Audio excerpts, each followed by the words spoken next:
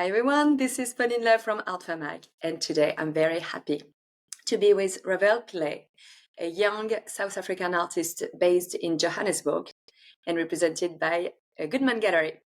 Good morning, Ravelle. Hey, Pauline. Thanks for having me. It's a pleasure. So, Ravelle, your artistic practice deeply explores the legacies of colonialism.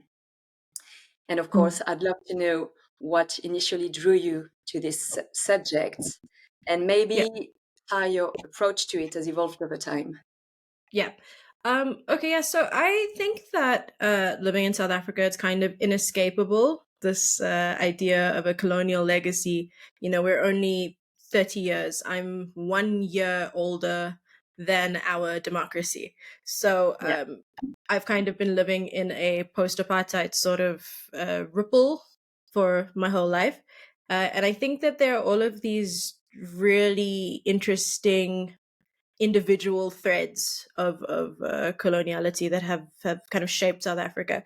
My particular background is I'm Indian South African, so my ethnicity is South Asian, and my great great grandparents, my earliest ancestors, about 150 years ago, came to South Africa through the system of Indian indenture, which is basically the system of coerced labor that the British had introduced, and I think the French did, and then the Dutch used it as well in their colonies. So there is a very large Indian diaspora, descended largely from North and South India at the moment, and I was sort of made aware of it when I was very young, but you don't really understand the um, there's a the sort of content of what colonialism is. You say oppression or you say segregation, but then the kind of mechanical individual things that make up this state.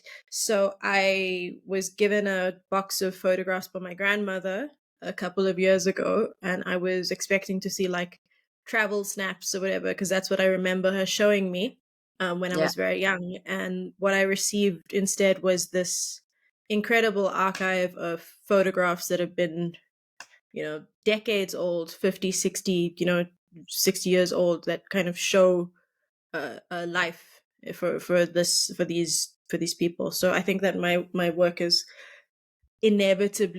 was always inevitably going to be concerned with the sort of legacies of colonialism, at least what it means for my family. Yeah, within a And wider sort of, yeah. yeah, totally. But it's funny you mentioned the family pictures because I was going to ask you a question on your um, artistic process of creation from this family photograph. And Mhm. I believe there's also like fond photograph, or is it only yours? Mhm.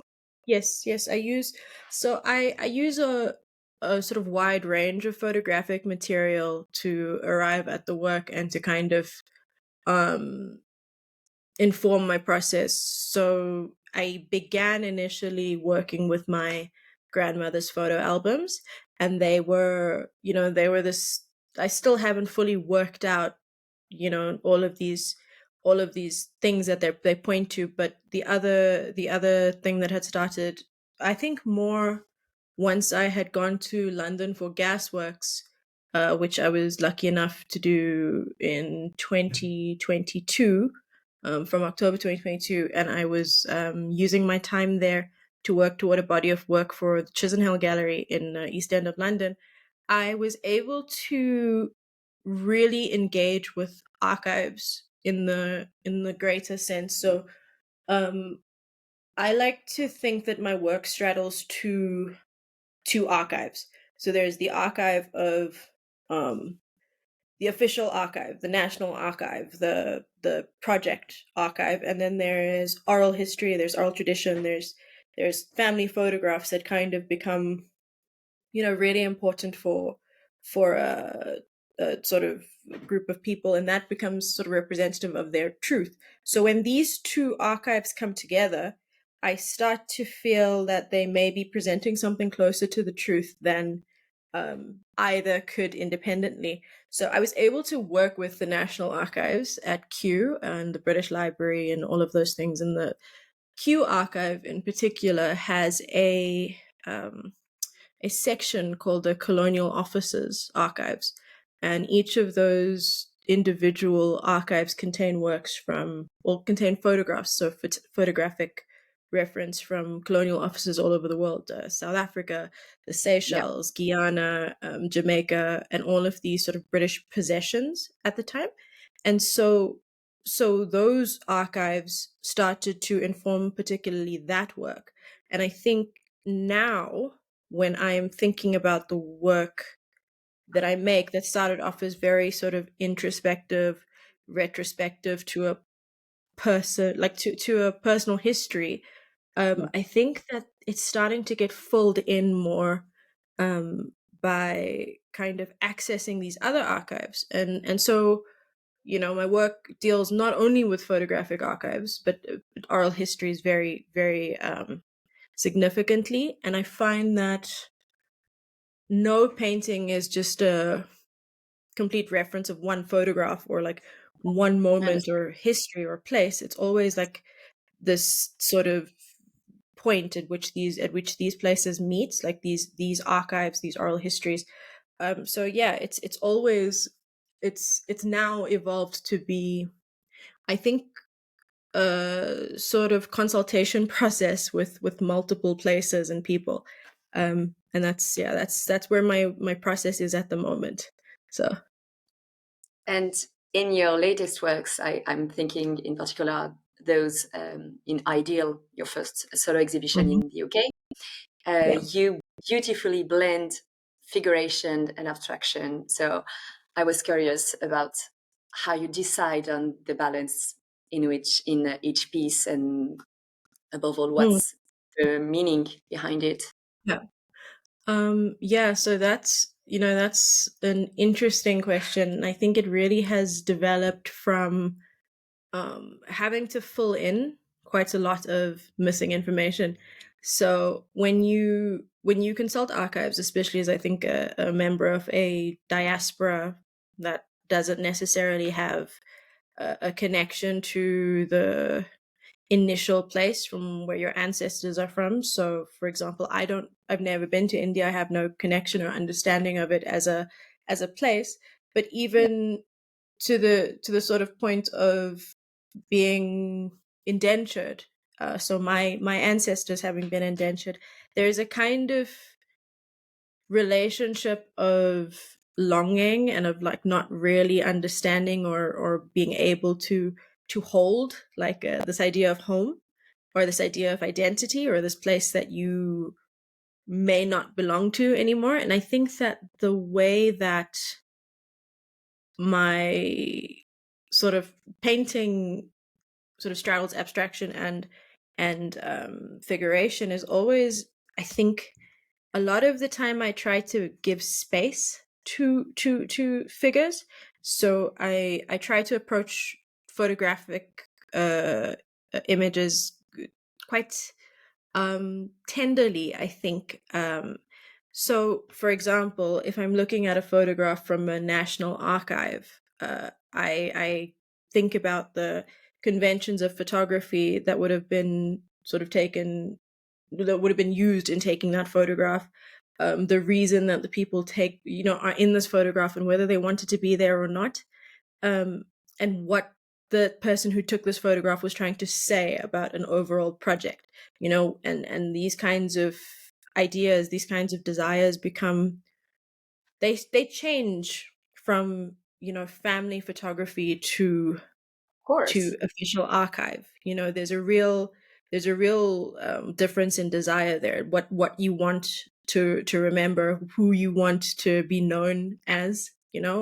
So I think that a lot of it is a kind of space making exercise for people. So if there's a group of figures in a landscape, they're standing there and they're being posed in an official archive, I kind of want to intervene in ways that don't necessarily co-opt the narrative to say what I wanted to say, but to give space to these figures. And I think that yeah, abstraction is also a natural consequence of working with photographic archives for me. So the way that I like to work is I like to work with physical images. So Mhm.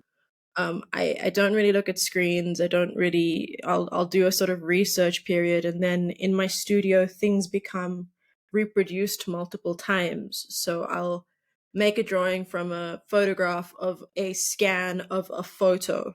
You know, so that kind Well, of you don't use like online database.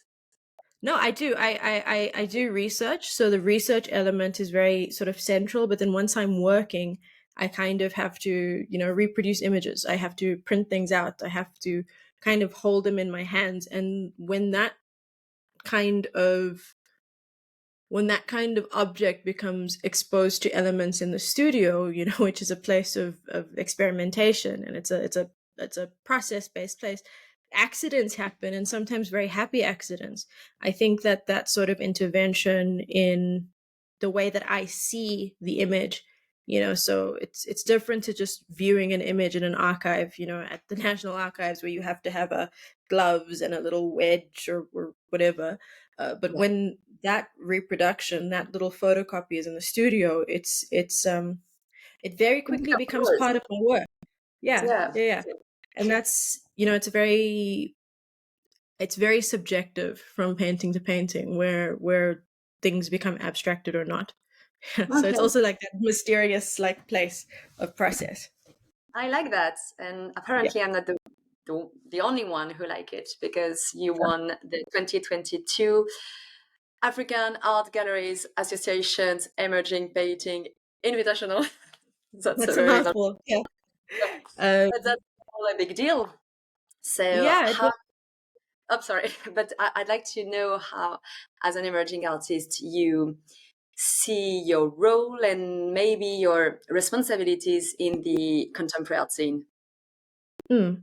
yeah, I think that's also like, you know, I um I feel very grateful to have been able to, you know, I guess in some ways I got to represent the country for a little bit. There were one or two other South African artists, which was great. And it was really nice to see my peers, to be able to engage with people on the continent who are painting and who are moving the conversation forward, and to kind of see where they, the kinds of ways that their countries and lives inform their own work. And that was a really cool experience. I think in terms of my responsibilities as an emerging artist, I I think that what I try to do with my life is just to sort of be open and like be with people. So like to engage other painters and to like never stop learning about stuff, and to also like, there's this sort of like sense that once when somebody is able to make this kind of work, they tend to become maybe like jerks, I guess. But I just want to kind of hang out and yeah.